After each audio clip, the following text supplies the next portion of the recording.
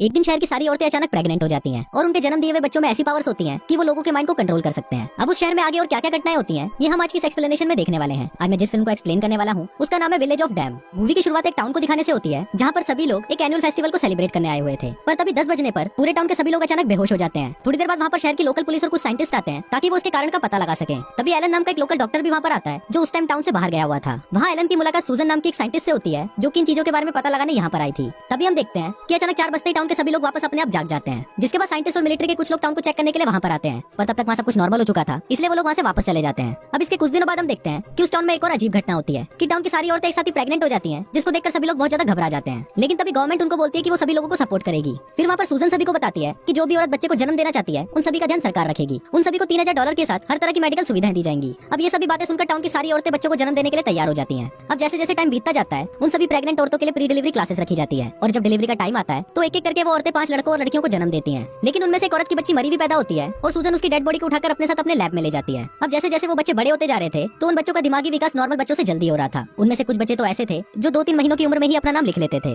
अब ऐसे ही एक दिन बारबरा नाम की एक औरत अपनी बेटी के लिए सूप बना रही थी, पर तभी उसकी बेटी को बहुत ज्यादा गुस्सा आ जाता है क्योंकि वो सूप बहुत ज्यादा गर्म था। फिर वो बच्ची अपनी आंखों से बारबरा को कंट्रोल करने लगती है और तभी बारबरा उस गर्म सूप में अपना हाथ डाल देती है, जिससे उसका पूरा हाथ जल जाता है और तुरंत ही उसे हॉस्पिटल ले जाया जाता है। फिर वहाँ पर डॉक्टर एलन उससे इस बारे में पूछता है तो बारबरा को लगता है कि शायद उस पर कोई यकीन नहीं करेगा, इसलिए वो किसी को कुछ नहीं बताती। अब इस घटना के बाद से ही बारबरा डिप्रेशन में चली जाती है और वो एक पहाड़ से कूदकर आत्महत्या कर लेती है। अब धीरे धीरे टाइम बीतता है और जैसे ही वो बच्चे 7 साल के हो जाते हैं तो वो सभी बच्चे अपनी अपनी जोड़ीदार यानी कि पेयर बना लेते हैं, पर वहाँ पर सिर्फ डेविड ही अकेला होता है क्योंकि उसकी पेयर मरी हुई पैदा हुई थी। ये सभी बच्चे बहुत ज्यादा पावरफुल थे और वो किसी को भी आसानी से कंट्रोल कर सकते थे। अब एक दिन उनमें से एक लड़की अपनी आंखों को चेक करवाने के लिए डॉक्टर के पास जाती है, पर वहाँ पर डॉक्टर से गलती से उस लड़की की आंख पर चोट लग जाती है। तभी मारा नाम की एक लड़की वहाँ पर आती है और उस डॉक्टर को अपनी आंखों से कंट्रोल करने लगती है, जिससे वो डॉक्टर ना चाहते हुए भी खुद ही अपनी आंखों पर मारकर खुद को अंधा कर लेती है। अब ये सब घटनाएं देखकर उन बच्चों के स्कूल की प्रिंसिपल को लगता है कि इन बच्चों को स्पेशल क्लासेस की जरूरत है, और इस काम को करने के लिए वो डॉक्टर एलन से रिक्वेस्ट करती है, पर उन बच्चों के कारनामों को देखते हुए डॉक्टर एलन की फट जाती है और वो तुरंत ही उसे मना करके वहाँ से चला जाता है। इसकी दूसरी तरफ हम देखते हैं कि अपना कोई भी पेयर ना होने की वजह से डेविड उन सभी बच्चों से अलग था और उसका उसकी माँ के साथ रिलेशन भी काफी अच्छा था, जो कि बाकी सभी बच्चों का नहीं था। अब ऐसे एक दिन डेविड अपनी मरी हुई पेयर की कब्र पर जाता है जहाँ पर उसे उस बच्चे की माँ बेलिन मिलती है जो अभी तक उसकी मौत से दुखी थी। थोड़ी देर बाद उसे वहाँ पर डॉक्टर एलन मिलता है जो उसे बताता है कि उस बच्चे को यहाँ पर नहीं दफनाया गया। इसके बाद डेविड भी एलन की वाइफ की कब्र को देखता है और उसे सिंपैथी देने की कोशिश करता है। अब ये देखकर एलन उसे काफी खुश हो जाता है और उसको लगता है कि शायद इन बच्चों को चेंज किया जा सकता है, इसलिए वो उस प्रिंसिपल की बात को मानकर उन सभी बच्चों को पढ़ाने के लिए मान जाता है। अब डॉक्टर एलन उन बच्चों को पढ़ा ही रहा होता है, पर तभी वहाँ पर प्रिंसिपल उसे कुछ काम के लिए अपने पास बुला लेती है। फिर बच्चे वहाँ पर खुद ही किताब को खोलकर पढ़ने लग जाते हैं, लेकिन तभी वहाँ पर नशे की हालत में एक स्कूल का सफाई करने वाला आता है और वो उन सभी बच्चों को गालियां देने लगता है। इसी दौरान वो एक बच्चे को झाड़ू से मारने भी लगता है, जिससे सभी बच्चों को लगता है कि वो खतरे में है, इसलिए वो सभी बच्चे उस आदमी को कंट्रोल करने लगते हैं, जिससे वो आदमी पहले तो स्कूल की छत पर चढ़ता है और फिर वहाँ से कूदकर खुद की जान ले लेता है। दूसरी तरफ बच्चे स्कूल छोड़कर वहाँ से चले जाते हैं, जिससे एलन को लगता है कि इन बच्चों में कुछ तो अजीब है। इसके बाद एलन सूजन के पास आता है और उसे बताता है कि उसे लग रहा है कि जो भी टाउन में अजीब चीजें हो रही हैं उन सभी के पीछे वो बच्चे हैं, क्योंकि उन बच्चों के पैदा होने के साथ ही टाउन के बाहर 30 लोगों ने आत्महत्या कर ली। इसके बाद सूजन एलन को बताती है कि ये सभी चीजें शहर के अलग अलग टाउन में हो रही है, जहाँ पर टाउन के सभी लोग अचानक बेहोश हो गए और जब वो उठे तो टाउन की सभी औरतें प्रेग्नेंट हो गई।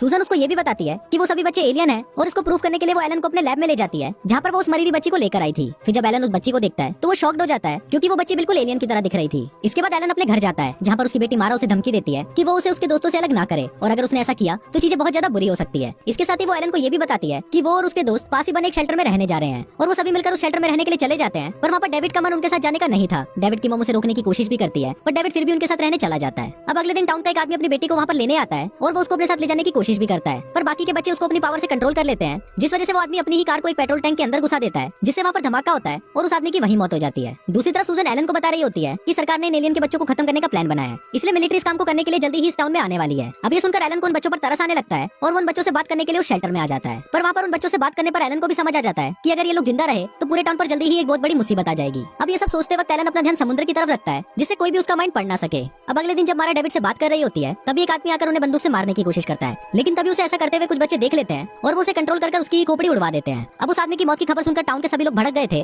और वो उन सभी को आग लगाने के लिए निकल जाते हैं, लेकिन तभी वो बच्चे उनको रास्ते में मिल जाते हैं, जिसको देखकर एक औरत उन्हें गालियां देना शुरू कर देती है, पर तभी वो बच्चे उसे भी कंट्रोल कर लेते हैं, जिससे वो औरत खुद को ही आग लगा लेती है और खुद को जला देती है। दूसरी तरफ सूजन मिलिट्री के आने से पहले ही अपना ऑफिस खाली कर रही होती है, पर तभी वहाँ पर वो 3 बच्चे आ जाते हैं और वो सूजन को भी कंट्रोल कर उसे मार डालते हैं। इसके बाद हम एलन को देखते हैं जो अपनी कार में डायनामाइट रखकर शेल्टर की तरफ निकल रहा होता है। वहीं मिलिट्री भी उस टाउन में आ जाती है और वो उन बच्चों को मारने की कोशिश करती है, पर तभी वो सभी बच्चे मिलिट्री के लोगों को भी कंट्रोल कर लेते हैं, जिस वजह से वो लोग एक दूसरे पर ही गोलियां चलाकर खुद को मार लेते हैं। थोड़ी देर बाद एलन भी वहाँ पर आ जाता है और वो उन बच्चों को पढ़ाने के बहाने उनके शेल्टर में वो डायनामाइट से भरा हुआ सूटकेस ले जाता है ताकि वो इन सभी एलियन के बच्चों को खत्म कर सके। एलन को ये भी पता था कि उनमें से डेविड सबसे अलग है, इसलिए वो डेविड को उसकी कार में से बुक लाने के लिए बाहर भेज देता है। तभी वहाँ मारा को उस पर डाउट होने लगता है और फिर वो सभी मिलकर एलन का माइंड पढ़ने की कोशिश करने लगते हैं। अब वो ये सब कर ही रहे होते हैं, पर तभी वहाँ पर डेविड अपनी माँ के साथ आ जाता है, जिसको देखकर मारा उसे भी कंट्रोल करने लगती है, पर ये देखकर डेविड को गुस्सा आ जाता है और वो मारा को धक्का देकर अपनी माँ के साथ वहाँ से बाहर भाग जाता है। इसके बाद वो बच्चे फिर से एलन का दिमाग पढ़ने लगते हैं, पर तभी वो डायनामाइट वहीं फट जाता है और उन एलियन के बच्चों के साथ साथ एलन भी मारा जाता है। लास्ट में डेविड और उसकी माँ सबसे बच जाते हैं और वो अपनी कार में किसी दूसरे टाउन के लिए निकल जाते हैं और कुछ इसी तरह से ये फिल्म यहीं खत्म हो जाती है।